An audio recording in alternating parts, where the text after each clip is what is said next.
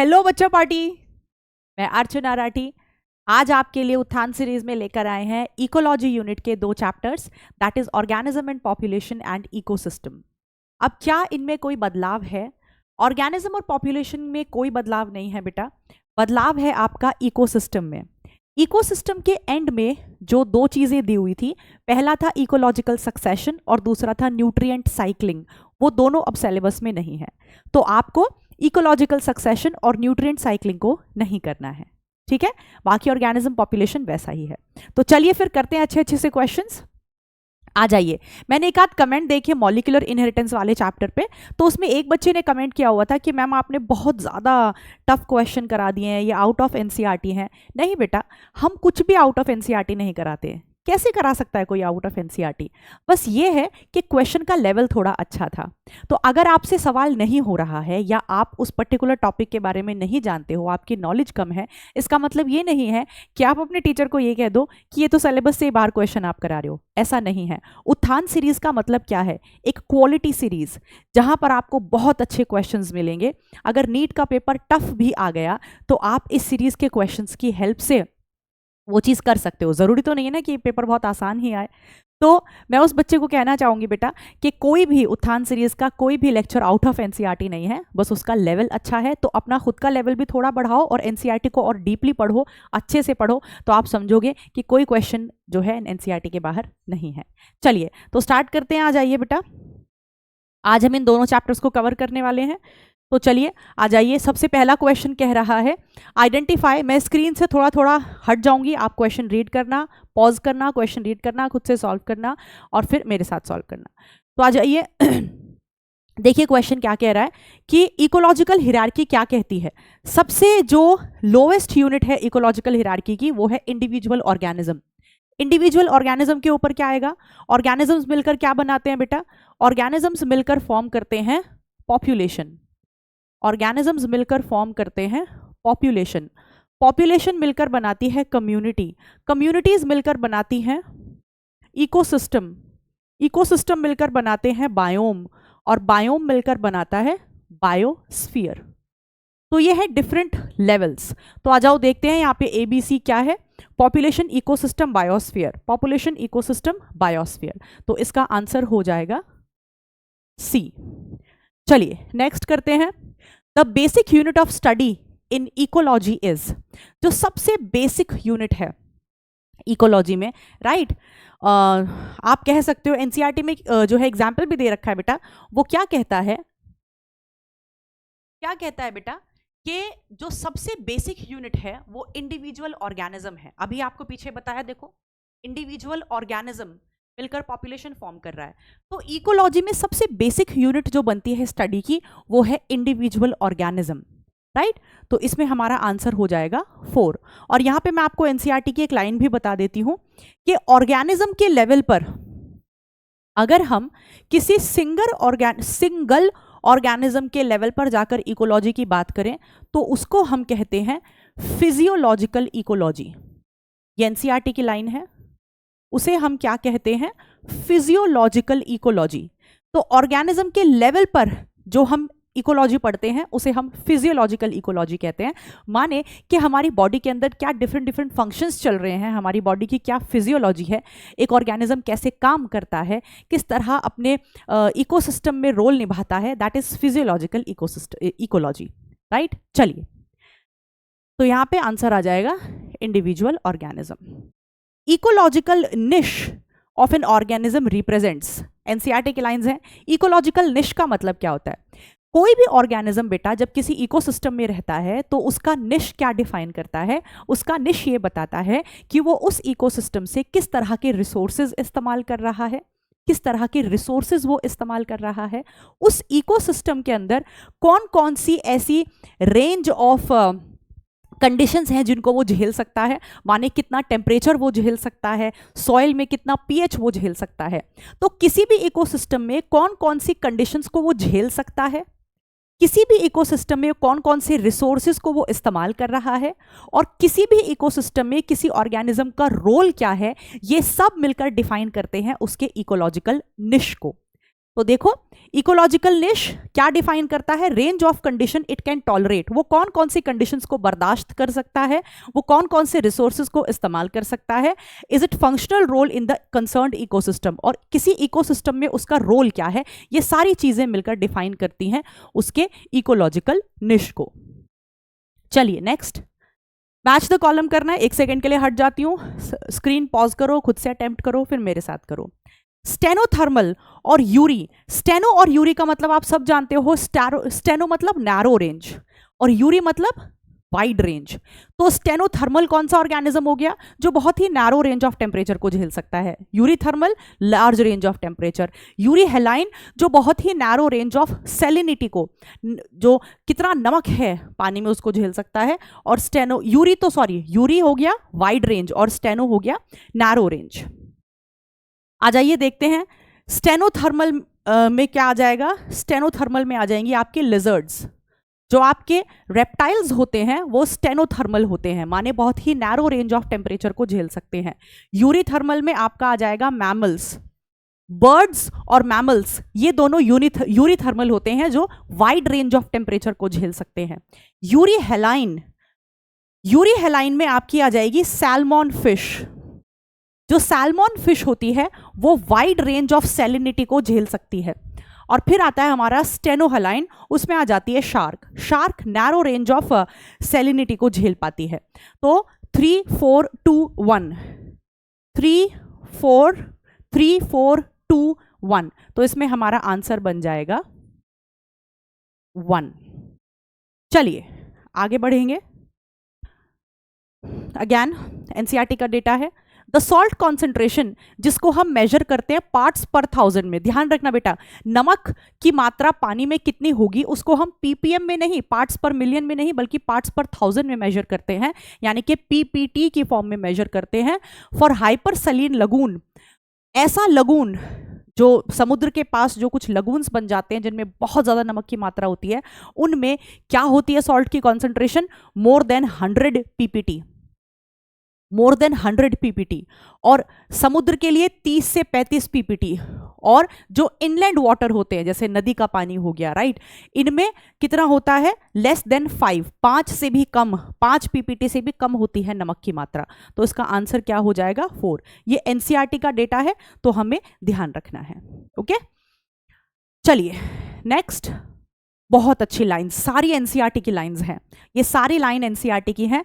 अगर आप ये वाला लेक्चर कर लेते हो तो एनसीईआरटी की एक एक लाइन उठाकर ये क्वेश्चन बनाया हुआ है। ऐसी लाइंस जो हम पढ़ते पढ़ते एनसीईआरटी को कभी इग्नोर कर जाते हैं। तो आइए देखते हैं क्या कह रहा है। Temperature ranges from sub zero in polar areas and high latitudes to greater than 50 degree centigrade in tropical deserts. ये कह रहा है कि जो टेम्परेचर होता है, अगर हम हाई ऑल्टीट्यूड पे जाएं, बहुत ऊंचाई पे जाएं, यानी कि पोलर एरियाज की तरफ जाएं, तो वहां पे टेम्परेचर 0 से भी नीचे होता है, सही बात है। लेकिन वही हम ट्रॉपिकल डेजर्ट्स में जाएं, ट्रॉपिकल डेजर्ट्स मतलब ऐसे डेजर्ट्स जो इक्वेटर के नजदीक हैं, वहां पे टेम्परेचर 50 से ज्यादा भी हो सकता है। ये बात बिल्कुल सही है, एज इट इज एनसीईआरटी की लाइन है। Next, in thermal springs and deep hydrothermal vents temperature exceeds 100 degree. जो बहुत गहराई में जो होते हैं, डीप हाइड्रोथर्मल वेंट्स होते हैं या फिर हॉट स्प्रिंग्स होते हैं, वहाँ पे टेम्परेचर 100 से ज़्यादा हो सकता है, बिल्कुल सही है, एज इट इज़ एनसीईआरटी की लाइन है। Mango trees can grow in Canada and Germany, tuna fish are easily available in tropical ocean. तो ये वाली बात गलत हो गई। एनसीईआरटी में साफ साफ लिखा है कि जो मैंगो ट्रीज हैं they can not grow. Mango कहाँ होता है? हमारी कंट्री में मैंगो काफ़ी ज़्यादा होता है क्योंकि हमारी कंट्री एक ट्रॉपिकल कंट्री है, इक्वेटर के नज़दीक कंट्री है। लेकिन जर्मनी और Canada, these are temperate countries, तो यहाँ पे आम नहीं उग सकता, तो ये गलत बात है। टूना फिश जो होती है वो ट्रॉपिकल ओशियन में पाई जाती है, ये बात सही है, आधी बात सही है। एनसीईआरटी में लिखा हुआ है कि टूना फिश आपको ट्रॉपिकल लैटिट्यूड के बाद दिखाई नहीं देगी। इसका मतलब जो टूना फिश है वो आपको अक्सर ट्रॉपिकल यानी कि इक्वेटर के नज़दीक जो पानी होता है, ओशन होते हैं, वही दिखाई देती है, तो ये बात सही है। लेकिन ये पहली वाली लाइन जो है ये गलत है, तो इसीलिए पूरी लाइन गलत हो जाती है। Sciophytes grow in shade areas, ये बात बिल्कुल सही है। बेटा दो तरह के प्लांट्स होते हैं, एक होते हैं हीलियोफाइट्स और एक होते हैं स्कायोफाइट्स। हीलियोफाइट्स ऐसे प्लांट्स होते हैं जो कि सनलाइट में ग्रो करते हैं, मतलब जिनको ग्रो करने के लिए अच्छी खासी मात्रा में सनलाइट चाहिए, उन्हें हीलियोफाइट्स कहते हैं। और जो शेडी एरियाज में ग्रो करते हैं उन्हें स्कायोफाइट्स कहते हैं। क्वेश्चन नीट में एक बार आया हुआ है, काफी पुरानी बात है। Photosynthetically active radiation PAR has a range of 400 to 700 nanometre, बिल्कुल सही है। जिस रेंज को प्लांट्स इस्तेमाल कर सकते हैं वो 400 से 700 नैनोमीटर की होती है, ये बात बिल्कुल सही है, राइट। तो देख लीजिए कौन कौन सी बातें सही हैं। 1 2 4 5, 1 2 4 5, यानी कि इसका आंसर हमारा बनेगा 4। तो देखो आपकी सारी एनसीईआरटी की इंपॉर्टेंट लाइंस रिवाइज होते जा रही हैं।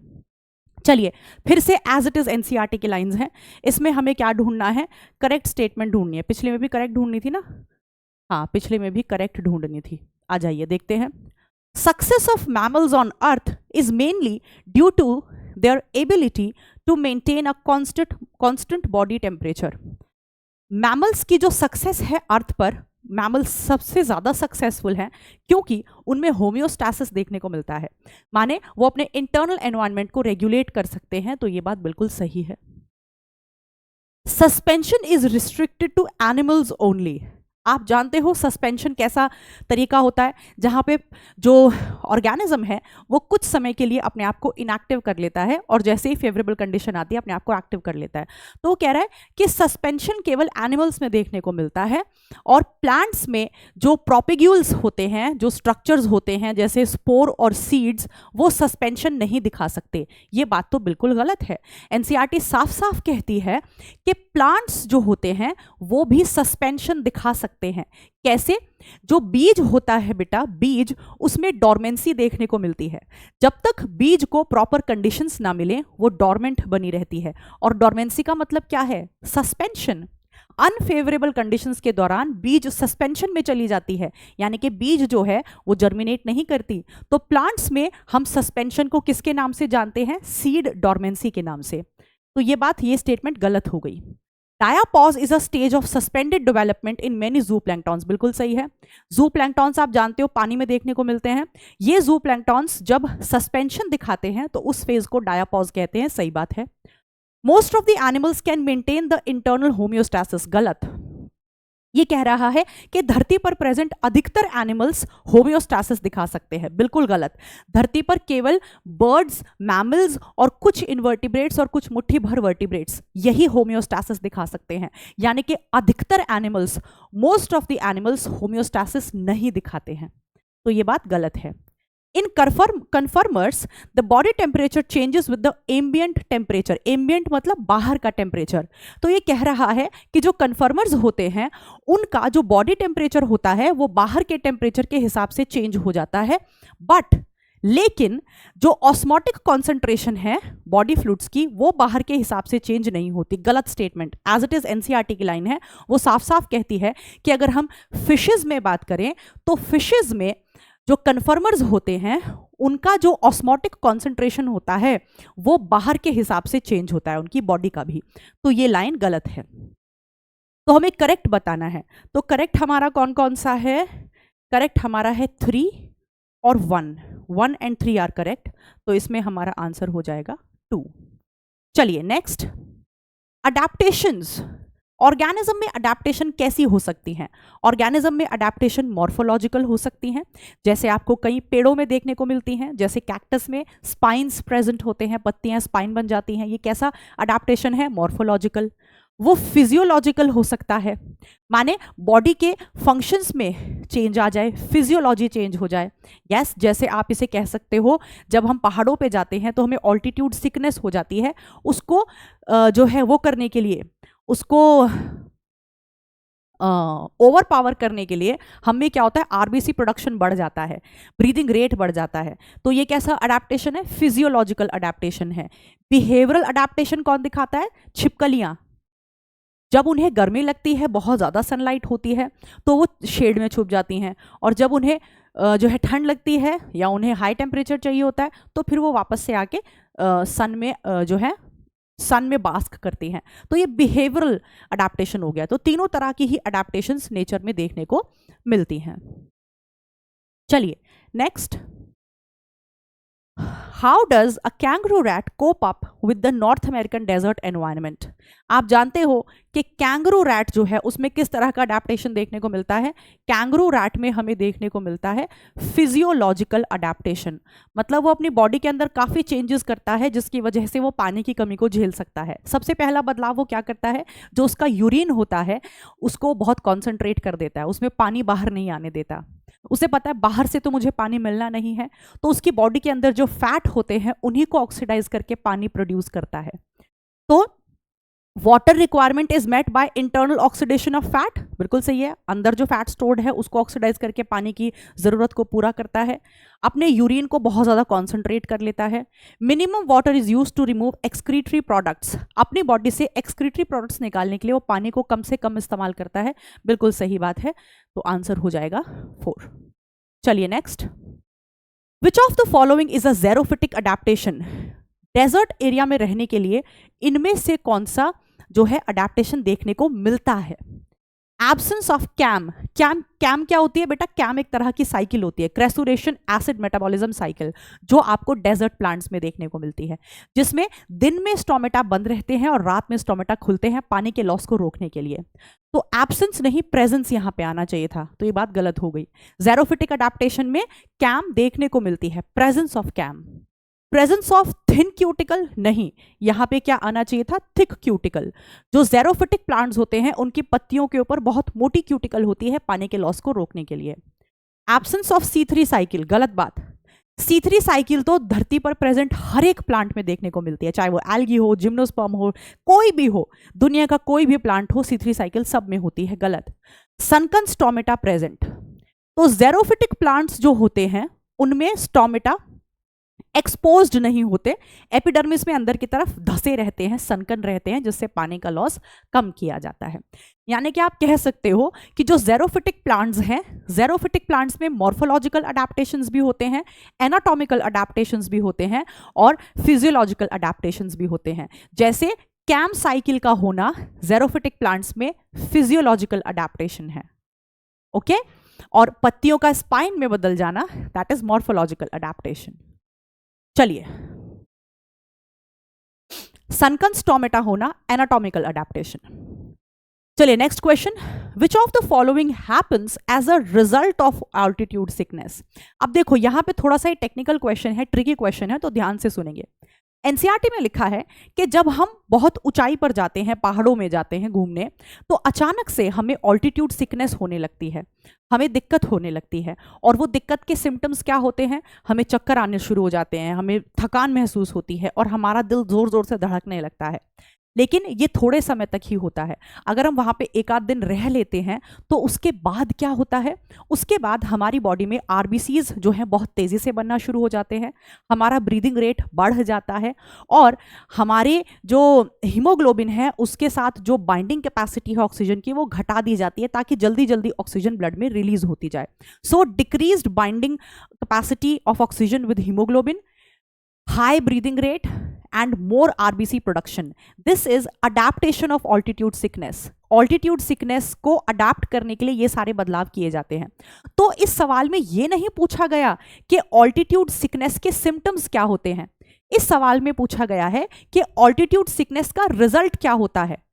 तो हम जानते हैं कि ऑल्टीट्यूड सिकनेस का रिजल्ट क्या होगा? ऑल्टीट्यूड सिकनेस का रिजल्ट होगा हमारे बॉडी में बदलाव आना, वो अडाप्ट कर जाती है। यानी कि जब हमें ऑल्टीट्यूड सिकनेस होगी तो उसका रिजल्ट क्या होगा? उसका रिजल्ट होगा हमारी बॉडी में आरबीसी प्रोडक्शन बढ़ जाएगा, हमारा ब्रीदिंग रेट बढ़ जाएगा और हमें नौजिया और फटीग तो होता ही है। कुछ लोगों को तो 3-4 दिन बाद भी ठीक नहीं लगता, उन्हें ऐसा ही उल्टी उल्टी जैसा लगता है, फटीग होती है। So all of the above. चलिए next, which of the following is correct? हमें सही ढूंढना है। सारी एनसीईआरटी की लाइंस हैं as it is. Antarctic fishes can survive below 0 degree as they have antifreeze solutes in their body. जो Antarctica में फिशेस पाई जाती हैं वो जमती नहीं है क्योंकि उनकी बॉडी में सर्टेन प्रोटीन्स होते हैं जिन्हें हम एंटी फ्रीज सॉल्यूट्स कहते हैं। ये बात सही है, एनसीईआरटी की लाइन है। आर्की बैक्टीरिया जो कि स्पेशल तरह का बैक्टीरिया होता है, can flourish in hot springs. वो हॉट स्प्रिंग्स में भी आसानी से पाया जाता है, बहुत डीप हाइड्रोथर्मल वेंट्स में भी पाया जाता है जहां पर टेम्परेचर 100 से ज्यादा हो सकता है। ये बात सही है, एज इट इज एनसीईआरटी की लाइन है। डेजर्ट लिजर्ड जो होती है उसमें फिजियोलॉजिकल एबिलिटी नहीं होती एक्सट्रीम टेम्परेचर को झेलने के लिए। अभी मैंने आपको बताया डेजर्ट लिजर्ड में कैसी अडेप्टेशन होती है, बिहेवियरल अडेप्टेशन होती है। मतलब अगर हाई टेम्परेचर है या लो टेम्परेचर है तो उसको उसके हिसाब से अपने आप को बदलने के लिए उसमें कोई अंदरूनी बदलाव नहीं आता, वो अपने बिहेवियर में चेंज दिखाती है। तो उसमें लिखा है desert lizard lack the physiological ability. हाँ, वो फिजियोलॉजिकल जो है अडेप्टेशन नहीं दिखाती है, बल्कि manage the body temperature by behavioural means, अपने बिहेवियर में बदलाव लाके। अगर टेम्परेचर ज्यादा लग रहा है तो शेड में चली जाती है, कम लग रहा है तो सन में आ जाती है, राइट। तो इसमें करेक्ट स्टेटमेंट क्या है, सारी ही करेक्ट है, सारी एनसीईआरटी की लाइन है और सारी ही स्टेटमेंट करेक्ट है। चलिए next, a population of rabbits has annual per capita birth rate of 0.06 and an annual per capita death rate of 0.02। वो कह रहा है कि अगर हम किसी पॉपुलेशन में रैबिट के डेथ रेट या बर्थ रेट को देखें तो ये हमें दे रखा है। तो ये पूछ रहा है कि अगर उस पॉपुलेशन में टोटल 1000 बंदे हैं तो एक साल में हमें उस पॉपुलेशन में क्या बदलाव देखने को मिलेगा। तो आ जाओ देखते हैं। जो हम डेथ रेट और बर्थ रेट बताते हैं बेटा, ये बताते हैं पर इंडिविजुअल कितने बर्थ हो रहे हैं और पर इंडिविजुअल कितने डेथ हो रही हैं, राइट। तो इस क्वेश्चन में क्या कह रहा है कि बर्थ रेट कितना है, 0.06 है। इसको हम कैसे पढ़ते हैं, एनसीईआरटी में साफ साफ लिखा हुआ है। एनसीईआरटी में लोटस प्लांट का एग्जाम्पल दे रखा है जहां पे लिखा है 0.04 बर्थ रेट है। और अगर 0.04 बर्थ रेट है तो उसका क्या मतलब है कि हर एक लोटस प्लांट 0.04 इंडिविजुअल को पॉपुलेशन में ऐड कर रहा है। एनसीईआरटी की लाइंस है। इसका मतलब अगर मुझे बर्थ रेट 0.06 दे रखा है तो मैं ये मानूंगी कि पॉपुलेशन में हर एक बंदा कितने नए बंदों को ऐड कर रहा है पॉपुलेशन में, 0.06। तो एक बंदे पर क्या नया ऐड हो रहा है पॉपुलेशन में, 0.06, और पर बंदे पर क्या घट रहा है पॉपुलेशन से, 0.02। तो ये 0.06 जो होता है बेटा, ये बर्थ रेट दे रखा है पर इंडिविजुअल कि एक साल में एक बंदा पॉपुलेशन में ये बदलाव लाएगा, ये चीज ऐड करेगा। तो लेकिन हमें पॉपुलेशन दे रखी है 1000, तो एक बंदे पर इतना एडिशन होता है पॉपुलेशन में, तो 1000 बंदों पे कितना होगा, 0.06 इंटू 1000 यानी कि 60। यानी कि 1000 बंदे अगर हैं तो 1000 बंदे पॉपुलेशन में 60 नए बंदे ऐड करेंगे। डेथ रेट हमें दे रखा है, डेथ रेट दे रखा है 0.02, यानी कि पर इंडिविजुअल पॉपुलेशन में कितना रिडक्शन देखने को मिल सकता है, 0.02, क्योंकि ये डेथ रेट है। तो 1000 बंदों पर कितना रिडक्शन देखने को मिलेगा पॉपुलेशन में, 20। तो इस पॉपुलेशन में बर्थ रेट के हिसाब से हमें बर्थ रेट और डेथ रेट दे रखा है, तो उसके हिसाब से मैंने इस बता दिया कि अगर 1000 बंदे पॉपुलेशन में हैं तो अगले साल 60 नए बंदे और ऐड हो जाएंगे, और 1000 बंदे अगर पॉपुलेशन में है तो अगले साल 20 नए बंदे और ऐड हो जाएंगे, राइट, घट जाएंगे। तो नेट कितने ऐड होंगे, इतने बढ़े इतने घटे, तो नेट कितने ऐड हुए, 40। 60 बंदे ऐड हुए, 20 बंदे मर गए, तो टोटल पॉपुलेशन में कितने ऐड हुए, 40 नए बंदे ऐड हुए। तो आंसर आ जाएगा 3। इस तरह के क्वेश्चन आने की संभावना है क्योंकि एनसीईआरटी में डेथ रेट और बर्थ रेट पर 2 क्वेश्चंस दे रखे हैं। चलिए next, choose the correct statement. इसमें से हमें करेक्ट स्टेटमेंट ढूंढनी है। Among red, green and brown algae, the red algae are found in the deepest ocean. बिल्कुल सही बात है। रेड एल्गी बेंथिक होती है। कैसी होती है, बेंथिक, यानी कि सी के बॉटम पर पाई जाती है। क्यों, क्योंकि उसके पास एक स्पेशल पिगमेंट होता है, आपको पता है, फाइकोइरायथ्रिन, जिसकी वजह से वो उस लाइट को भी एब्जॉर्ब कर सकती है जो नीचे सबसे कम पहुंचती है। ये बात सही है। Animals restricted to a narrow range of salinity are euryhaline. गलत। जिनकी नैरो रेंज होती है उन्हें स्टेनोहलाइन कहते हैं। हर एक विंटर पे जो क्योलाडो नेशनल पार्क है उसमें बहुत सारी माइग्रेटरी बर्ड्स आती हैं, लेकिन वो उड़ीसा में नहीं, वो भरतपुर में है, Rajasthan. The mammals of colder climate have longer extremities to minimise heat loss. गलत, सारी एनसीईआरटी की लाइन है। वो सारे मैमल्स जो ठंडे इलाकों में पाए जाते हैं उनकी एक्सट्रीमिटीज छोटी होती हैं, उनके हाथ छोटे होंगे, उनके कान छोटे होंगे, राइट, उनके टोज छोटे होंगे, क्योंकि एक्सट्रीमिटीज से सबसे ज़्यादा हीट लॉस होता है। तो उसको बचाने के लिए कोल्डर क्लाइमेट में जो मैमल्स देखने को मिलते हैं उनकी एक्सट्रीमिटीज छोटी होती हैं, बड़ी नहीं, लॉन्गर नहीं, शॉर्टर होती हैं। ये कौन सा रूल है जो एनसीईआरटी में मेंशन्ड है? ये है एलन्स रूल। तो सारी स्टेटमेंट गलत हैं, सही कौन सी है? पहले वाली। तो बेटा आप देख पा रहे हो कि अभी तक जितने भी हमने क्वेश्चंस करे हैं एनसीईआरटी की सारी इंपॉर्टेंट लाइंस कवर होती जा रही हैं, सारी एनसीईआरटी की लाइंस हैं एज इट इज। चलिए, which of the following is not possessed by an individual organism but by a population? NCERT में एक हेडिंग है पॉपुलेशन एट्रीब्यूट्स। आप जानते हो एनसीईआरटी में एक हेडिंग है पॉपुलेशन एट्रीब्यूट्स, मतलब वो कौन कौन सी बातें हैं जो एक पॉपुलेशन में देखने को मिलती हैं, एक इंडिविजुअल लेवल पर देखने को नहीं मिलती। आप जानते हो sex ratio, birth rate, death rate, age pyramids, ये सारे हम एक पॉपुलेशन में देख सकते हैं, किसी इंडिविजुअल बंदे में नहीं। तो birth rate, death rate, sex ratio, ये सब पॉपुलेशन में काउंट होते हैं। तो आंसर हो जाएगा 3। बर्थ और डेथ सिंगल बंदे की होती है, बर्थ और डेथ, लेकिन बर्थ रेट और डेथ रेट पूरे पॉपुलेशन में देखा जाता है, और सेक्स रेशो भी। ओके, ये पिरामिड वाला क्वेश्चन है, थोड़ा सा डीबी गिरा देते हैं ताकि आपको साफ दिखाई दे। तो इसमें आप साफ देख पा रहे हो बेटा कि 3 तरह के ग्राफ एनसीईआरटी में दिखते हैं। ये साफ साफ अगर मैं इसकी शेप ऐसे बनाऊं तो ये साफ साफ आपको ट्रायंगुलर शेप दिख रही है। अगर मैं इसको बनाऊं तो ये साफ साफ आपको बेल शेप दिखाई दे रही है, और अगर मैं इसको बनाऊं तो एक घड़े जैसी शेप, अर्न शेप दिखाई दे रही है ना। तो ट्रायंगुलर जो पिरामिड होता है वो एक्सपैंडिंग पॉपुलेशन दिखाता है। एक्सपैंडिंग मतलब बढ़ती हुई पॉपुलेशन, जैसे भारत की। जो बेल शेप्ड होता है वो स्टेबल पॉपुलेशन दिखाता है, मतलब पॉपुलेशन ना बढ़ेगी और ना ही घटेगी। और जो अर्न शेप होता है वो डिक्लाइनिंग पॉपुलेशन दिखाता है, मतलब कि अब आगे पॉपुलेशन और घटेगी। ऐसा क्यों है? आप यहां देख पा रहे हो ऐसी पॉपुलेशन जिसमें जो बच्चे होते हैं, यानी कि प्री रिप्रोडक्टिव एज वाले जो बंदे होते हैं, जो भी मैच्योर नहीं हुए हैं, जिस पॉपुलेशन में वो सबसे कम होंगे वो पॉपुलेशन आगे घटती चली जाएगी। तो आप देख रहे हो कि यहाँ पे ये सबसे नीचे जो आपको दिखाई दे रहा है ये प्री रिप्रोडक्टिव एज है, बच्चे हैं, ये इस पॉपुलेशन में सबसे कम है, तो ये आगे जाके घटेगी। ऐसी पॉपुलेशन जहां पे रिप्रोडक्टिव और प्री रिप्रोडक्टिव बंदे लगभग बराबर होते हैं, यानी कि ऐसे बंदे जो अभी रिप्रोड्यूस करेंगे और ऐसे बंदे जो अभी बच्चे हैं और रिप्रोड्यूस आगे करेंगे वो बराबर हैं लगभग, तो वो पॉपुलेशन स्टेबल होती है। और ऐसी पॉपुलेशन जिसमें प्री रिप्रोडक्टिव एज यानी कि बच्चे सबसे ज़्यादा होते हैं वो बढ़ने वाली पॉपुलेशन होती है। तो आ जाइए देखते हैं कौन सा पॉपुलेशन बढ़िया बैठ रहा है। ये वाला ऑप्शन जो पहला वो है पिरामिड है वो एक्सपैंडिंग पॉपुलेशन को दिखा रहा है, दूसरा bell shaped curve, bell shaped pyramid है, और तीसरा पिरामिड शोइंग नेगेटिव ग्रोथ। हमें पता है कि अगर अर्न शेप्ड है तो वो नेगेटिव ग्रोथ दिखाएगा, मतलब आगे जाके पॉपुलेशन में ग्रोथ घटेगी, बढ़ेगी नहीं। चलिए next, if in a pond, NCERT का एज इट इज क्वेश्चन है, डेथ रेट और बर्थ रेट वाला एज इट इज क्वेश्चन है। वो कह रहा है अगर किसी पॉन्ड में पिछले साल 20 लोटस के पेड़ थे और रिप्रोडक्शन से 8 नए लोटस के प्लांट पॉपुलेशन में ऐड हो गए हैं, तो आपको ये बताना है कि उसमें बर्थ रेट क्या है।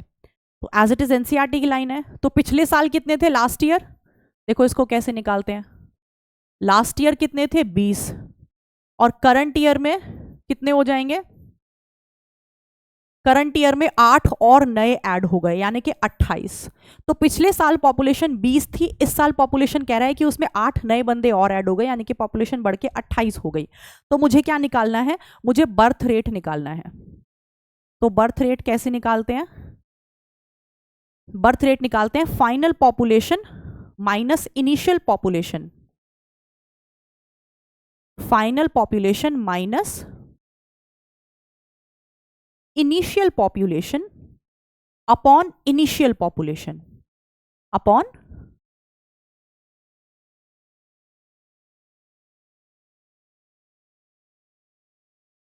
initial population। माने कि फाइनल पॉपुलेशन कितनी हुई हमारी बढ़ने के बाद 28, इनिशियल पॉपुलेशन कितनी थी 20, और इनिशियल पॉपुलेशन कितनी थी 20, तो आ जाएगा 8/20 यानी कि 0.4, यानी कि 0.4। तो देख लो बेटा,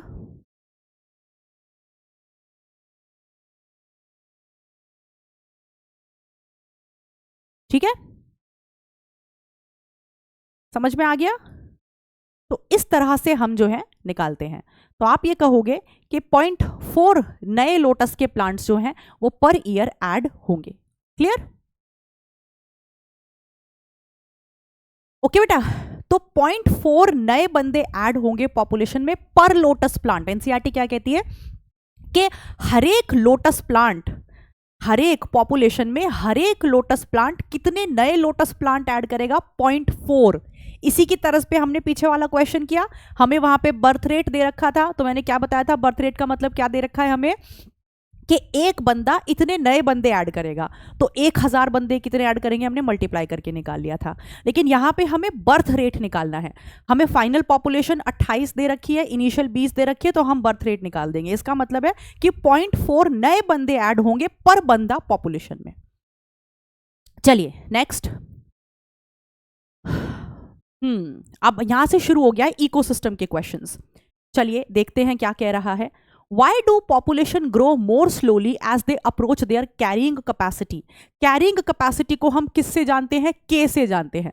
हमें फॉर्मूला मिलेंगे कई सारे, लॉजिस्टिक ग्रोथ का फॉर्मूला मिलेगा, तो वहां पे हम K देखते हैं। तो ये K क्या होता है? Carrying capacity. मतलब हर एक इकोसिस्टम की अपनी एक कैपेसिटी होती है कि वो कितने बंदों को सपोर्ट कर सकता है। सपोज किसी इकोसिस्टम की कैपेसिटी 100 है कि वो 100 बंदों को सपोर्ट कर सकता है, तो फिर उसके ऊपर अगर आपने उस इकोसिस्टम में बंदे ऐड कर दिए, माने आपने जो है उसमें 110 बंदे ऐड कर दिए, तो फिर क्या होगा? इकोसिस्टम जो है वो बोलेगा भैया मेरी कैपेसिटी तो 100 बंदों की है, आपने 110 बंदे ऐड कर दिए, तो उसमें क्या होगा? उसमें फिर जो ग्रोथ है वो क्या होनी शुरू हो जाएगी? नेगेटिव ग्रोथ दिखना शुरू हो जाएगी। क्यों? क्योंकि उसके रिसोर्सेज इस्तेमाल होने लगेंगे। तो यहाँ पे क्या कह रहा है कि अगर आप कैरिंग कैपेसिटी, सपोज 100 बंदे की कैपेसिटी है इकोसिस्टम की, और उसमें ऑलरेडी 95 बंदे आ गए हैं, तो धीरे धीरे जो ग्रोथ है पॉपुलेशन की वो धीमे धीमे धीमी होनी शुरू हो जाएगी। क्यों धीमी होनी शुरू हो जाएगी? क्योंकि उसकी लिमिट आने वाली है 100, लेकिन उसके ऊपर अगर आपने बंदे ऐड कर दिए पॉपुलेशन में, तो फिर ग्रोथ क्या हो जाएगी? नेगेटिव हो जाएगी। तो जैसे जैसे इकोसिस्टम की कैरिंग कैपेसिटी पास आने वाली होती है, ग्रोथ धीमे पड़ जाती है। क्यों? Because density dependent factors lead to fewer births and increased mortality. Density dependent factors मतलब क्योंकि पूरे इकोसिस्टम में पॉपुलेशन बढ़ने के कारण जो बर्थ रेट है वो घट जाता है, और मोर्टेलिटी, मौतें, डेथ ज्यादा होने लगती है, क्योंकि सिस्टम में रिसोर्सेज जो है इस्तेमाल हो रहे हैं काफी ज्यादा, पॉपुलेशन बढ़ रही है। और एक बार अगर कैरिंग कैपेसिटी पे पहुंच गए तो पॉपुलेशन की ग्रोथ रुक जाती है, और कैरिंग कैपेसिटी से ज्यादा बंदे अगर आप ले आए तो फिर क्या होता है बेटा? तो फिर जो पॉपुलेशन होती है वो नेगेटिव ग्रोथ दिखाती है। ओके, चलिए, तो बात क्लियर है। तो बात हमने क्या समझी यहाँ पे? अगर पॉपुलेशन कैरिंग कैपेसिटी से कम है, ये क्वेश्चन आ चुका है, ध्यान से सुनना। अगर पॉपुलेशन किसी इकोसिस्टम में कैरिंग कैपेसिटी से कम है तो ग्रोथ होती रहती है। कैरिंग कैपेसिटी आने वाली होती है तो ग्रोथ धीमी पड़ जाती है। अगर कैरिंग कैपेसिटी के बराबर पॉपुलेशन हो जाती है, मतलब अगर कैरिंग कैपेसिटी 100 है और पॉपुलेशन भी 100 हो गई है, तो पॉपुलेशन की ग्रोथ रुक जाती है, पॉपुलेशन और आगे नहीं बढ़ेगी।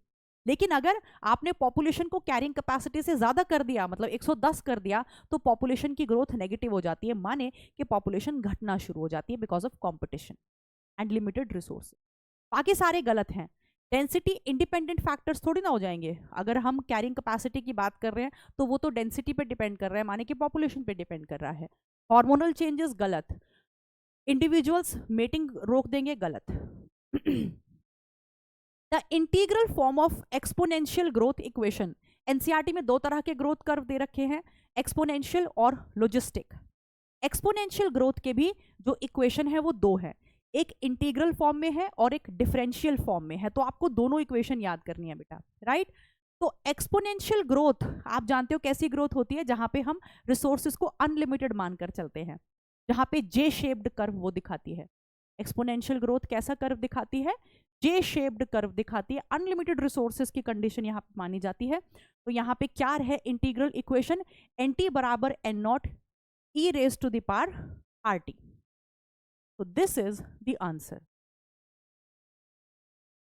Okay, so this is the integral form. और उसकी डिफरेंशियल फॉर्म क्या थी? dn by D T is equal to are N. Okay,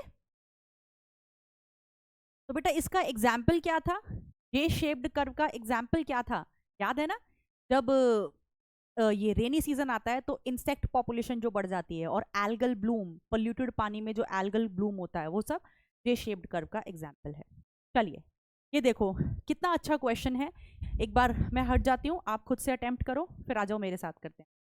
तो कितना प्यारा क्वेश्चन है। यहाँ पे आपको लॉजिस्टिक ग्रोथ कर्व और एक्सपोनेंशियल ग्रोथ कर्व की इक्वेशन इंटीग्रल फॉर्म में भी गिवन है और डिफरेंशियल फॉर्म में भी गिवन। आ जाओ देखते हैं। एक्सपोनेंशियल ग्रोथ की इक्वेशन अगर मैं इंटीग्रल फॉर्म में देखूं, डिफरेंशियल फॉर्म उसने मेंशन कर दिया कि उसे कैसी इक्वेशन चाहिए, एक्सपोनेंशियल ग्रोथ की इक्वेशन चाहिए। चलो पहले ये करते हैं, integral form of exponential growth curve.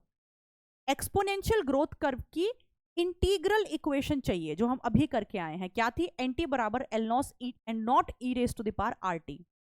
तो ये एक्सपोनेंशियल ग्रोथ कर्व की इंटीग्रल इक्वेशन है। अगर मैं इसकी डिफरेंशियल इक्वेशन की बात करूं तो वो क्या है? dn by D T is equal to are n. सही बात है, ठीक। Logistic growth equation integral form क्या है इसकी? इंटीग्रल फॉर्म ये वाली है और लॉजिस्टिक ग्रोथ इक्वेशन इसकी डिफरेंशियल इक्वेशन ये है और इंटीग्रल ये है। तो ये तो एज इट इज बने हुए हैं क्वेश्चन में तो कुछ खास करना, एज इट इज सामने आए हुए हैं। तो ये क्वेश्चन बेसिकली आपका इंफॉर्मेटिव क्वेश्चन है। माने कि मैंने इस क्वेश्चन में आपको बताने की कोशिश की है कि डिफरेंशियल फॉर्म क्या है और इंटीग्रल फॉर्म क्या है। ठीक है, एनसीईआरटी में दोनों दे रखी हैं बेटा। डिफरेंशियल फॉर्म क्या होती है? जो हम इस फॉर्म में बताते हैं, dn बाई dt, और ये इंटीग्रल फॉर्म है। तो देखो एक्सपोनेंशियल जो जे शेप्ड कर्व होता है उसकी डिफरेंशियल इक्वेशन क्या होती है? dn by dt is equal to are n, जहां पे आप जानते हो जो n होता है वो इनिशियल पॉपुलेशन है और r यहाँ पे क्या होता है? Intrinsic rate of natural increase, मतलब जो नेचुरल रिप्रोडक्टिव कैपेसिटी होती है किसी भी ऑर्गेनिज्म की। तो ध्यान रखना यहाँ पे जो स्मॉल r है उसे हम क्या क्या कहते हैं? उसे हम डार्विनियन फिटनेस कहते हैं, बायोटिक पोटेंशियल कहते हैं, फेकंडिटी रेट कहते हैं, या फिर intrinsic rate of natural increase कहते हैं। ये सब r है और ये क्या दर्शाता है? r कि कोई भी ऑर्गेनिज्म आइडियल पॉपुलेशन में मैक्सिमम कितने बच्चे पैदा कर सकता है, दैट इज स्मॉल r। इसकी इंटीग्रल फॉर्म क्या है? एन टी बराबर N not E raise to the power R T. तो याद कर लो बेटा, जो एक्सपोनेंशियल ग्रोथ कर्व है, जो जे शेप्ड कर्व है, ये उसकी डिफरेंशियल इक्वेशन है और ये उसकी इंटीग्रल इक्वेशन है। लाइकवाइज लॉजिस्टिक ग्रोथ कर्व की ये वाली डिफरेंशियल इक्वेशन है और नीचे वाली जो है इंटीग्रल फॉर्म है। अक्सर डिफरेंशियल फॉर्म पूछे जाती है लॉजिस्टिक की, पर आप इंटीग्रल फॉर्म भी याद कर लेना। अब जो डिफरेंशियल फॉर्म है वो क्या है? dn by D T is equal to are n bracket में k minus n upon K. तो यहाँ पे k ये कौन आ गया पिक्चर में? यहाँ पे k आ गया कैरिंग कैपेसिटी, जो मैंने आपको अभी थोड़ी देर पहले बताया है ना। और ये जो पूरा k माइनस एन अपॉन के होता है, इसको हम जानते हैं एनवायरमेंटल रेजिस्टेंस के नाम से।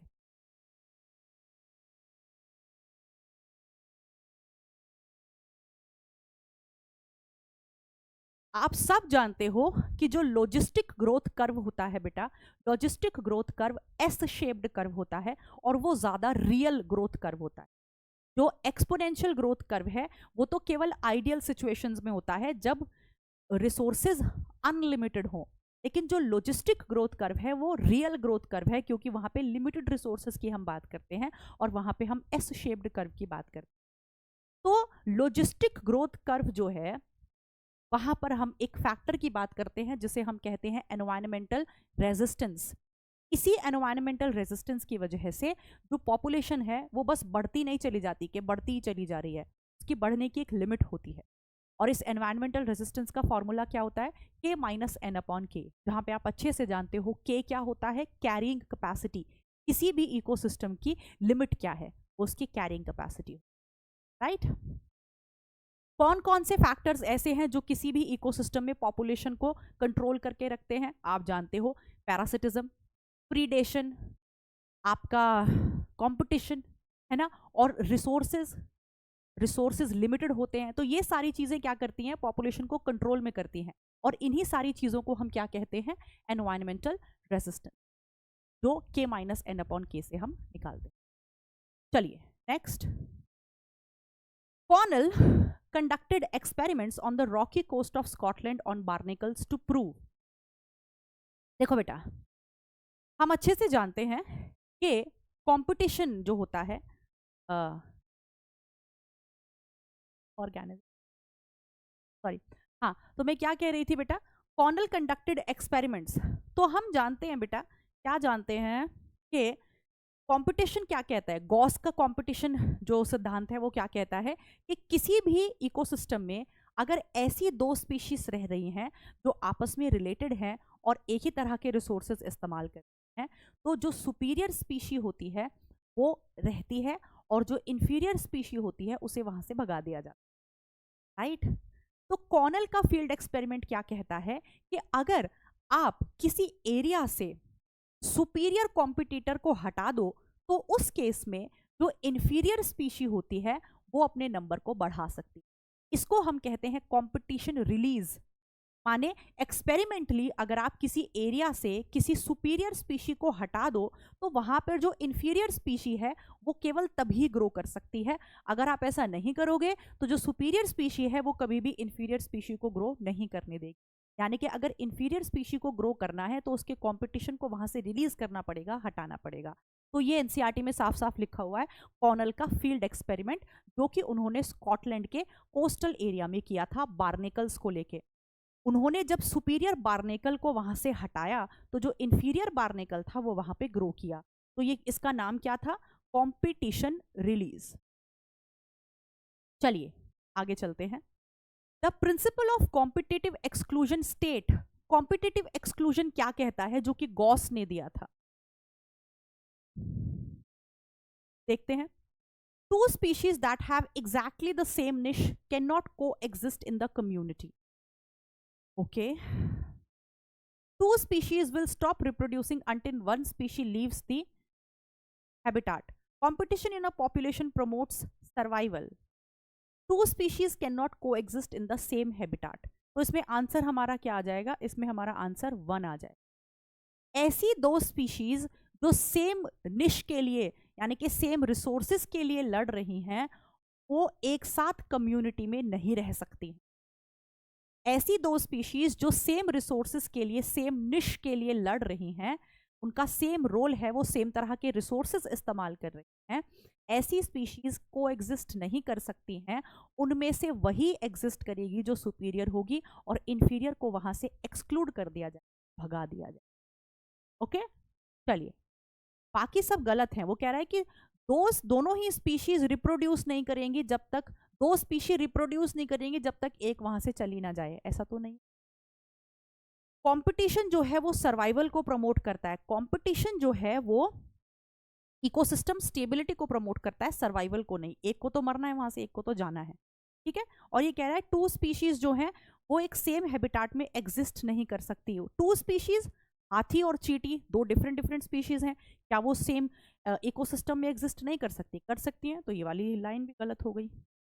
चलिए, which of the following is a case of mutualism, mutualism मतलब जहां पे एक बंदा दूसरे के अलावा नहीं रह सकता, दूसरे के सिवा नहीं रह सकता।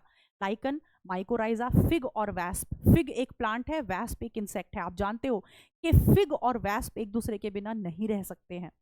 अगर आपने वैस्प को धरती से हटाया तो फिग गायब हो जाएगा, और फिग को हटाया तो वैस्प गायब हो जाएगा।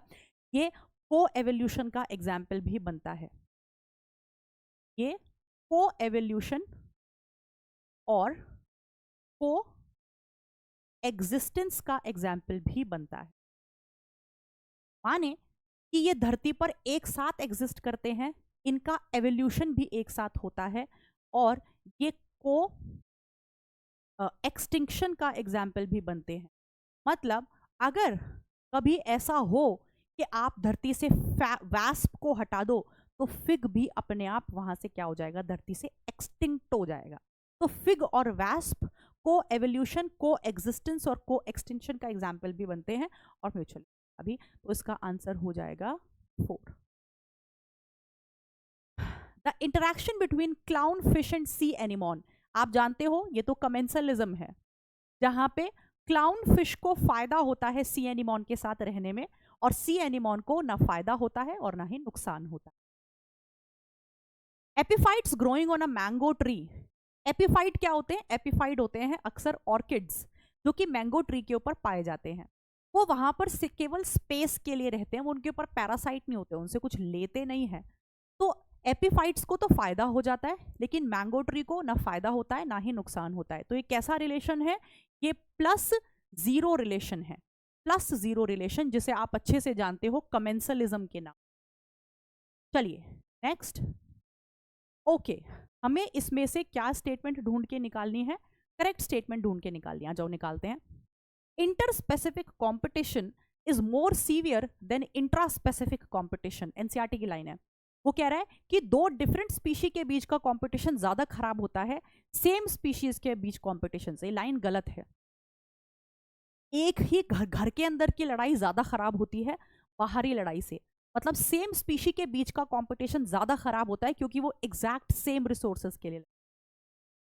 Resource may not be limiting for competition to occur as in case of interference competition, ये बिल्कुल सही बात है। मतलब ऐसा जरूरी नहीं है कि कंपटीशन केवल तब देखने को मिले जब रिसोर्सेज लिमिटेड हो। कभी कभी ऐसा भी होता है कि रिसोर्सेज तो बहुत हैं लेकिन वहां पे कंपटीशन देखने को मिल रहा है। जैसे सपोज कोई बहुत पावरफुल स्पीशी है, खाने को बहुत है, इकोसिस्टम में बहुत खाना है, राइट। जैसे पुरानी पिक्चरों में दिखाते थे कि जो जमींदार हैं उनके पास बहुत खाना, बहुत जमीन है, लेकिन जो गरीब लोग हैं, यानी कि रिसोर्सेज की कमी नहीं है लेकिन जो बेचारे गरीब हैं उन्हें ना खाने को मिल रहा है ना ही उन्हें पकाने को मिल रहा है। तो ऐसा नहीं है कि रिसोर्सेज लिमिटेड है, रिसोर्सेज तो भर के हैं, लेकिन एक पावरफुल स्पीशी जो है वो अपनी प्रेजेंस में दूसरी स्पीशी को क्या नहीं करने दे रही है, सरवाइव नहीं करने दे रही है। इसे बोलते हैं इंटरफेरेंस कंपटीशन। तो ये एनसीईआरटी में लाइन कहीं छुपी हुई लिखी है कि जरूरी नहीं है कंपटीशन के लिए रिसोर्सेज अनलिमिटेड हो, कभी रिसोर्सेज लिमिटेड ही हो, कभी कभी अनलिमिटेड रिसोर्सेज के केस में भी कंपटीशन देखने को मिलता है। इकोलॉजिकली हर्बीवोर्स आर प्रीडेटर, ये बात सही है। अगर हम इकोलॉजिकली देखें तो हर्बीवोर्स प्रीडेटर्स होते हैं। जैसे एक चिड़िया अगर बीज खा रही है तो वो प्रीडेटर है क्योंकि वो बीज खा जा रही है, बिल्कुल सही बात है। प्रीडेटर्स मेंटेन्स स्पीशी डाइवर्सिटी, किसी भी इकोसिस्टम में प्रीडेटर का काम है इकोसिस्टम को बैलेंस में रखना और स्पीशी डाइवर्सिटी को मेंटेन करना, बिल्कुल सही बात है। Hyper parasites are parasites over other parasites, बिल्कुल सही बात है। पैरासाइट के ऊपर भी जो पैरासाइट हो वो हाइपर पैरासाइट है। जैसे बैक्टीरिया एक पैरासाइट है, बैक्टीरिया के ऊपर अगर वायरस बैक्टीरियोफाज लग जाए तो वो हाइपर पैरासाइट है, ये बात सही है। चलिए, तो इसमें पहला गलत है, पहले को छोड़कर सारे सही हैं, तो इसका आंसर हो जाएगा 2। अब यहाँ पे ध्यान से सुनिए बेटा कि एनसीईआरटी में भी लिखा हुआ है, ऐसे आपको ढूंढनी पड़ेंगी लाइंस, बड़े उसमें लिखी हुई हैं कि कंपटीशन लिमिटेड रिसोर्स की कंडीशन में भी देखने को मिल सकता है, अनलिमिटेड रिसोर्स की कंडीशन में भी। कंपटीशन दो रिलेटेड स्पीशीज के बीच में भी देखने को मिल सकता है और दो अनरिलेटेड स्पीशीज के बीच में भी देखने को मिल सकता है। जैसे एनसीईआरटी में एग्जांपल दे रखा है फ्लेमिंगो का और आपका ये जो है फिश है, इसके बीच में जू प्लैंक्टॉन्स के लिए कंपटीशन होता है। तो ये दो बिल्कुल टोटली अनरिलेटेड स्पीशीज। तो ध्यान रखना, कंपटीशन लिमिटेड अनलिमिटेड रिसोर्सेज दोनों में देखने को मिल सकता है, रिलेटेड और अनरिलेटेड स्पीशीज के बीच में भी देखने को मिल। चलिए next, which of the following has a negative effect on the population growth rate. Population growth को कम करने वाले कौन कौन से फैक्टर्स होते हैं, आप जानते हो वो दो होते हैं, एमिग्रेशन और मोर्टेलिटी। एमिग्रेशन का मतलब क्या होता है, ई का मतलब होता है एग्जिट, मतलब वो पॉपुलेशन, वो बंदे जो पॉपुलेशन छोड़कर जा रहे हैं, ये एमिग्रेशन होता है। और मोर्टेलिटी मतलब कितने मर रहे हैं, तो दोनों ही बातें पॉपुलेशन को घटाती हैं। J shaped growth can be observed, आप exponential growth curve, J shaped curve कहाँ देख सकते हो? अभी मैंने बताया था एल्गल ब्लूम और इंसेक्ट पॉपुलेशन। तो इसका आंसर हो जाएगा 3। फाइंड द इनकरेक्ट मैच, हमें इनकरेक्ट मैच बताना है। सी एनिमोन और क्लाउनफिश कमेंसलिज्म का एग्जाम्पल है, हाँ है। माइकोराइजम म्यूचुअलिज्म का एग्जाम्पल है। को एवोल्यूशन फिगर वैस्प अभी बताया था, है। अमेंसलिज्म एपिफाइटिक नहीं, ये गलत हो गया, ये तो कमेंसलिज्म का एग्जाम्पल है। अमेंसलिज्म कैसा रिलेशनशिप होता है बेटा? अमेंसलिज्म होता है जीरो और माइनस रिलेशनशिप, माने एक को कुछ भी नहीं होता, ना फायदा और नुकसान, और दूसरे को नुकसान होता है। जैसे इसका एग्जाम्पल आ जाता है एंटीबायोटिक। जैसे जो पेनिसिलियम फंजाई है वो तो एंटीबायोटिक बनाती ही बनाती है, उसके अंदर, उसकी बॉडी के अंदर वो केमिकल बनता ही बनता है, तो उसे उस बात से ना फायदा है ना नुकसान है। लेकिन वो जो केमिकल है पेनिसिलिन, वो बैक्टीरिया के लिए हार्मफुल है, तो ये अमेंसलिज्म का एग्जाम्पल बन, तो इसका आंसर बन जाएगा 4। A population growing in a habitat with limited resources shows 4 phases in the following sequence. हम जानते हैं ऐसी पॉपुलेशन जो लिमिटेड रिसोर्सेज में ग्रो कर रही है वो कैसा कर्व दिखाएगी? वो एस शेप्ड कर्व दिखाएगी। अभी हमने डिस्कस किया लॉजिस्टिक ग्रोथ दिखाएगी, एस शेप कर्व दिखाएगी। और उसमें आप जानते हो सबसे पहले कौन सी फेज आती है? सबसे पहले आती है लैग फेज, सबसे पहले लैग फेज आती है, फिर आती है log phase. Log phase, log phase को आप एक्सिलरेशन फेज भी कहते हो या एक्सपोनेंशियल फेज भी कहते हो। फिर आता है डेक्सिलरेशन, जहां पे घटती है थोड़ी सी पॉपुलेशन, और फिर आता है एसिम्पटोट, माने स्टेशनरी फेज। तो ये चारों चीजें देखने को मिलती हैं, तो इसका आंसर हो जाएगा 3। ऐसा सा कर्व देखते हो ना आप, ऐसा सा, तो ये वाली लैग होती है, ये वाली लॉग होती है एक्सेलरेशन फेज। और यहाँ पे देखो ग्राफ ऐसे जा रहा था लेकिन फिर वो घट गया, फिर वो घट गया, तो ये डेक्सिलरेशन फेज होती है, और ये स्टेशनरी फेज होती है जहाँ पे पॉपुलेशन ग्रोथ रुक गई है, कोई पॉपुलेशन ग्रोथ देखने को नहीं मिल रही। चलिए नेक्स्ट। तो अब खत्म हुआ ऑर्गेनिज्म एंड पॉपुलेशन। मैंने पहले ही गलती से बोल दिया था कि अब इकोसिस्टम के क्वेश्चन शुरू हो गए, गलत बोल दिया था। अब ऑर्गेनिज्म पॉपुलेशन के क्वेश्चन खत्म, अब चालू होते हैं इकोसिस्टम। आ जाइए, आर्टिफिशियल इकोसिस्टम की क्या कैरेक्टरिस्टिक होती है? तो बेटा ध्यान देना, जो आर्टिफिशियल इकोसिस्टम होता है, जैसे खेत, हमारे गन्ने का खेत, चावल का खेत, गेहूं का खेत, तो ये सारे आर्टिफिशियल इकोसिस्टम। तो आर्टिफिशियल इकोसिस्टम की जो प्रोडक्टिविटी होती है वो हाई होती है, क्योंकि उसे हमने बनाया है, वो मैन मेड है, और हम अपनी पूरी जान लगा देते हैं कि हमें अपने खेत से अधिकतर जो है उत्पाद मिले। यानी कि आर्टिफिशियल इकोसिस्टम की प्रोडक्टिविटी तो बहुत हाई होती है, क्योंकि हम खाद डालते हैं, सब कुछ करते हैं कि हमें प्रोडक्टिविटी हाई मिले, लेकिन बाकी सारी चीज़ें कम होती हैं। एक मैन मेड इकोसिस्टम में बायोडाइवर्सिटी कम होती है, स्पीशी डाइवर्सिटी कम होती है, अपने आप को नेचुरल कैलेमिटी से बचाने की जो पावर होती है वो कम होती है, सारी चीज़ें कम होती हैं। बस आर्टिफिशियल इकोसिस्टम में एक चीज़ ज़्यादा होती है, वो है प्रोडक्टिविटी। तो डाइवर्सिटी लो होती है, फूड चेन बहुत सिंपल होती है, मैन मेड इकोसिस्टम में फूड चेन बहुत सिंपल होती है, और जो साइक्लिंग होती है न्यूट्रिएंट्स की वो बहुत कम होती है, वो नेचुरल इकोसिस्टम में ज़्यादा देखने को। तो इसका आंसर हो जाएगा 1। चलिए नेक्स्ट। प्राइमरी प्रोडक्टिविटी को हम किस में दिखा सकते हैं? आप जानते हो प्राइमरी प्रोडक्टिविटी कौन दिखाते हैं? प्राइमरी प्रोडक्टिविटी दिखाते हैं प्रोड्यूसर्स।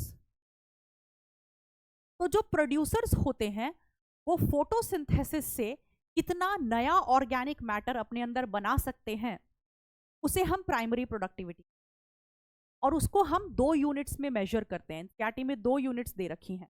पहली यूनिट है ग्राम per metre square per year, और दूसरी है kilo calorie per metre square per year, जिसे हम इस तरह भी लिख सकते हैं, gram per metre square per year, kilo calorie per metre square per year. ये 2 यूनिट्स में, माने आप प्रोडक्टिविटी को एनर्जी के यूनिट में भी नाप सकते हो, ये किलो कैलोरी, और वेट की, बायोमास की यूनिट में भी नाप सकते हो। तो ये बायोमास के कंटेक्स्ट में आप नाप रहे हो, और ये एनर्जी के कंटेक्स्ट में नाप रहे हो, तो दोनों ही तरीकों से, बायोमास और एनर्जी दोनों ही तरीकों से आप एनर्जी को, जो आप प्राइमरी प्रोडक्टिविटी को नाप सकते हो। तो एक पर्टिकुलर एरिया में, पर यूनिट एरिया में एक साल में कितने बायोमास प्रोड्यूस हुआ, तो ग्राम per metre square per year. एक साल में 1 मीटर स्क्वायर एरिया में कितना बायोमास प्रोड्यूस हुआ, या फिर एक साल में 1 मीटर स्क्वायर एरिया में कितनी एनर्जी प्रोड्यूस हुई। इसको लिखने का ये तरीका भी है, पर ना लगा के m-2 कर दो या ईयर -1 कर दो। ठीक, तो इसमें आंसर क्या बनेगा, kilo calorie per metre square per year. तो यही आंसर। तो इसकी यूनिट पे सवाल आने की संभावना काफी बनी रहती है, बाकी सारे ऑप्शंस जो गलत हैं। चलिए नेक्स्ट, हमें इनकरेक्ट मैच ढूंढना है। Primary productivity varies in different types of ecosystem. पहले मैं एक बार स्क्रीन से हट जाती हूँ, पॉज करके खुद अटेम्प्ट करो। अब पढ़ते हैं। ये कह रहा है कि प्राइमरी प्रोडक्टिविटी जो होती है वो अलग अलग इकोसिस्टम में अलग अलग होती है। बिल्कुल सही बात है। जो आपके ट्रॉपिकल रेन फॉरेस्ट हैं वहां पे प्राइमरी प्रोडक्टिविटी ज्यादा होती है, जो डीप ओशंस हैं वहां पे प्रोडक्टिविटी कम होती है। तो ये बात सही है, प्राइमरी प्रोडक्टिविटी अलग अलग इकोसिस्टम में अलग अलग। जैसे जो शुगर केन फील्ड है, कोरल रीफ्स हैं, इनमें मैक्सिमम प्राइमरी प्रोडक्टिविटी।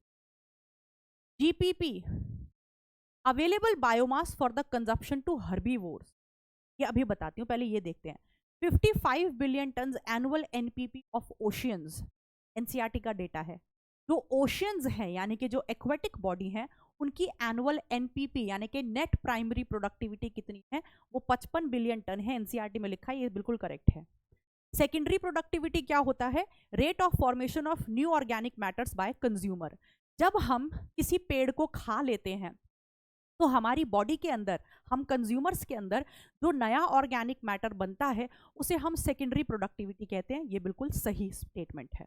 तो सेकेंडरी प्रोडक्टिविटी क्या होती है, जब हम कंज्यूमर लोग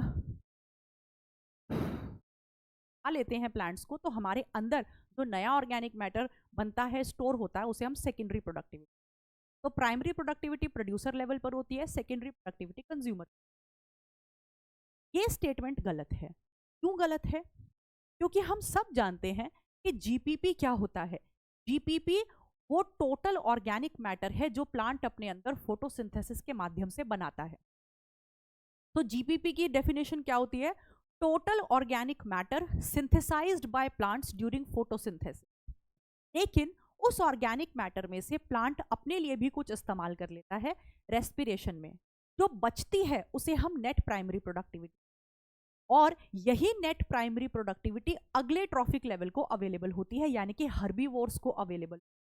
तो जब कोई हर्बीवोर, यानी कि सपोज करो काऊ जो है वो घास चर रही है, तो काऊ जो है उसको जीपीपी अवेलेबल नहीं है, तो एनपीपी अवेलेबल। क्योंकि जीपीपी तो उसने पूरा अपने अंदर जो ऑर्गेनिक मैटर बनाया था फिर उसमें से के लिए निकाल लिया। काऊ को कितना अवेलेबल है, एनपीपी। तो यहाँ पे जीपीपी नहीं लिखा होना चाहिए था, यहाँ पे एनपीपी लिखा होना चाहिए था।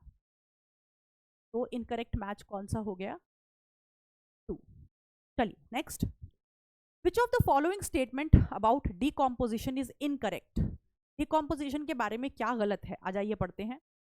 जो डिकॉम्पोजर्स होते हैं वो कॉम्प्लेक्स ऑर्गेनिक मैटर को इनऑर्गेनिक सब्सटेंसेस में तोड़ देते हैं। बिल्कुल सही बात है। नीचे से पढ़ते हैं। सैप्रोफिटिक बैक्टीरिया और fungi secrete digestive enzyme over the fragmented detritus. बिल्कुल सही है।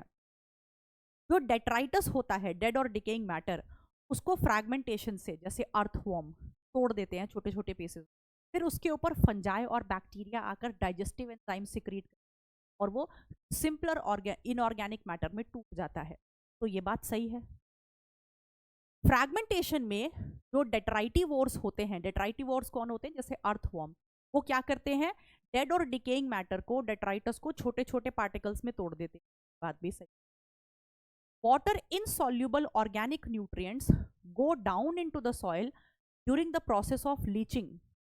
ये लाइन गलत है। लीचिंग में क्या होता है कि जो इनऑर्गेनिक मटेरियल्स हैं जो कि सॉल्युबल हैं, पानी में घुल सकते हैं, वो पानी के साथ घुल के नीचे जाके बैठ जाते हैं और वो प्लांट्स के लिए अनअवेलेबल हो जाते हैं। इस प्रोसेस को हम लीचिंग कहते हैं। तो यहाँ पे इनसॉल्यूबल नहीं सॉल्यूबल आना चाहिए, गलत बात है। चलिए, तो इनकरेक्ट मैच ढूंढना था ना, आंसर 2। चलिए, हमें ह्यूमस के बारे में बताना है कि क्या गलत है। ह्यूमस का नेचर, ह्यूमस आप जानते हो क्या होता है, जो टॉप लेयर होती है उसके ऊपर जो ऑर्गेनिक मैटर प्रेजेंट होता है उसे ह्यूमस सॉइल की बढ़ाता है। वो एसिडिक होता है नेचर में, सही है। वो नेचर में कोलॉइडल होता है, सही है। उसमें न्यूट्रिएंट्स की भरमार होती है, सही है। Undergoes decomposition at very fast rate, ये गलत है। तो एनसीईआरटी साफ साफ कहती है बेटा कि जो ह्यूमस होता है that is resistant to microbial activity. माने कि जो ह्यूमस होता है उसमें माइक्रोब्स की एक्टिविटी धीमी पड़ जाती है, डिकॉम्पोजिशन का रेट काफी कम हो जाता है, धीरे धीरे डिकॉम्पोजिशन होता रहता है और धीरे धीरे उसमें से मिनरल्स निकल के सॉइल में रिसते रहते हैं, ऐड होते रहते हैं। इसीलिए तो हम ह्यूमस को कहते हैं रिजर्वायर ऑफ न्यूट्रिएंट्स, उसमें न्यूट्रिएंट्स भरे रहते हैं और धीरे धीरे सॉइल में रिलीज होते रहते हैं, जिसको हम मिनरलाइजेशन के नाम से जानते हैं। तो डिकॉम्पोजिशन ह्यूमस में बहुत ही धीमे रेट पे होता है because humus is resistant to microbial activity. चलिए next, what percentage of incident solar radiation is captured in photosynthesis by plants. जो टोटल सनलाइट पड़ रही है पेड़ के ऊपर उसमें से कितना परसेंट प्लांट्स फोटोसिंथेसिस में इस्तेमाल करते हैं। तो दैट इज एनसीईआरटी का डेटा है साफ साफ 1 to 5%। जो एनसीईआरटी का डेटा है वो हमें साथ साथ एज इट इज याद। चलिए next, mark the odd one out with respect to second trophic level. आप जानते हो फर्स्ट ट्रॉफिक लेवल पर कौन बैठे होते हैं, प्रोड्यूसर। सेकेंड ट्रॉफिक लेवल पर हर्बीवोर्स यानी कि प्राइमरी कंज्यूमर, और थर्ड ट्रॉफिक लेवल पर सेकेंडरी कंज्यूमर। तो ग्रास हॉपर हर्बीवोर है यानी कि सेकेंड ट्रॉफिक लेवल पर बैठा होगा। काउ हर्बीवोर है, सेकेंड ट्रॉफिक लेवल पर होगी। जू प्लैंक्टॉन्स हर्बीवोर है, सेकेंड ट्रॉफिक लेवल पर होंगे।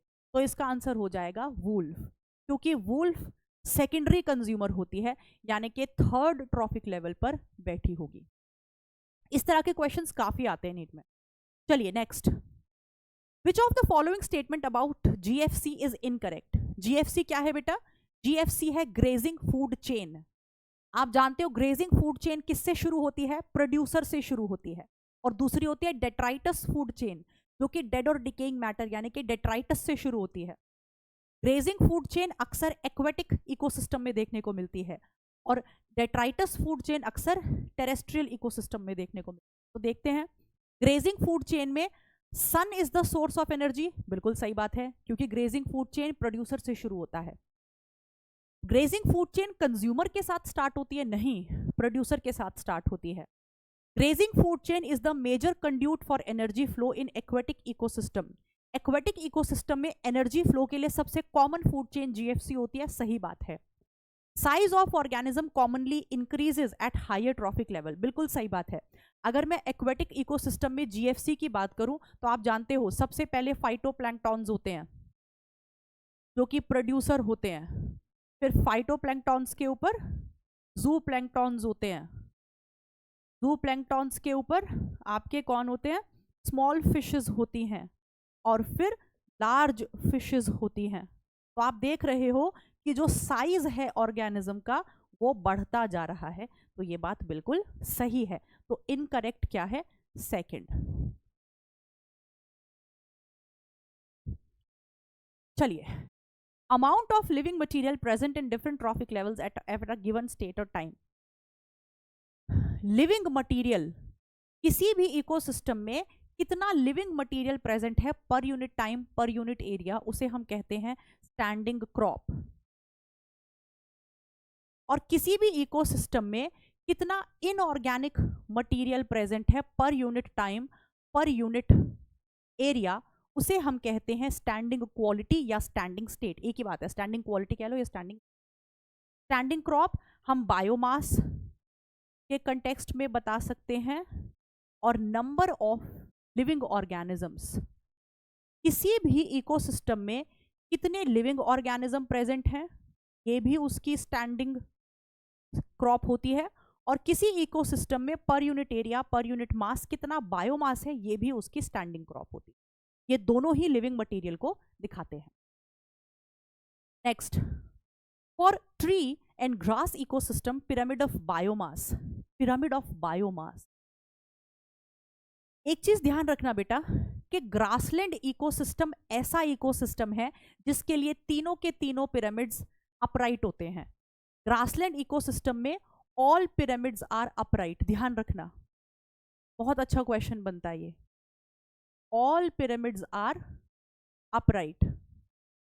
तो ग्रासलैंड इकोसिस्टम में पिरामिड ऑफ एनर्जी भी अपराइट होगा, पिरामिड ऑफ नंबर भी अपराइट होगा और पिरामिड ऑफ बायोमास भी अपराइट होगा। तो ध्यान रखना ग्रासलैंड इकोसिस्टम में तीनों के तीनों पिरामिड्स अपराइट है। ट्री इकोसिस्टम में जो पिरामिड ऑफ नंबर होता है, पिरामिड ऑफ नंबर, एक ही ट्री है लेकिन उस ट्री के ऊपर बहुत सारी जो है चिड़िया है, उसके ऊपर बहुत सारे इंसेक्ट हैं। तो ट्री इकोसिस्टम में जो पिरामिड ऑफ नंबर आता है वो तो इन्वर्टेड आता है, लेकिन ट्री इकोसिस्टम में जो पिरामिड ऑफ बायोमास होता है वो अपराइट आता है। एक अकेला बरगद का पेड़, वो भले ही नंबर में एक हो लेकिन उसका बायोमास बहुत ज्यादा होता है। तो ध्यान रखना है बेटा, ट्री इकोसिस्टम में pyramid of biomass upright, pyramid of number inverted और पिरामिड ऑफ एनर्जी तो हमेशा अपराइट होता है किसी भी इकोसिस्टम। तो ट्री के लिए बायोमास अपराइट है और ग्रासलैंड के लिए तो सारे ही अपराइट होते हैं, तो आंसर हो जाएगा 1। चलिए next, what does the given ecological pyramid represent. यहाँ पे आपको साफ साफ दिखाई दे रहा है, यूनिट क्या लिखी है, 4 kg पर मीटर स्क्वायर, 21 kg पर मीटर स्क्वायर, यानी कि ये क्या है, बायोमास है, यानी कि ये पिरामिड ऑफ बायोमास है।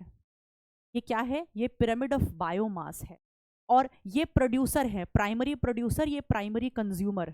तो अगर प्रोड्यूसर कंज्यूमर से कम होता है तो इसका मतलब ये कैसा पिरामिड है, ये इन्वर्टेड पिरामिड है। और ये कहाँ देखने को मिलता है, आपको अच्छे से पता है, एक्वेटिक इकोसिस्टम में। एक्वेटिक इकोसिस्टम में जो फाइटोप्लैंक्टॉन्स होते हैं उनका बायोमास कम होता है, जू प्लैंक्टन का बायोमास उससे ज़्यादा होता है, स्मॉल फिशेस का बायोमास उससे भी ज़्यादा होता है और लार्ज फिशेस का बायोमास उससे भी ज़्यादा होता है। तो इन्वर्टेड आता है। तो एक्वेटिक इकोसिस्टम में इन्वर्टेड पिरामिड ऑफ बायोमास आता है पॉन्ड में। Answer will be 3।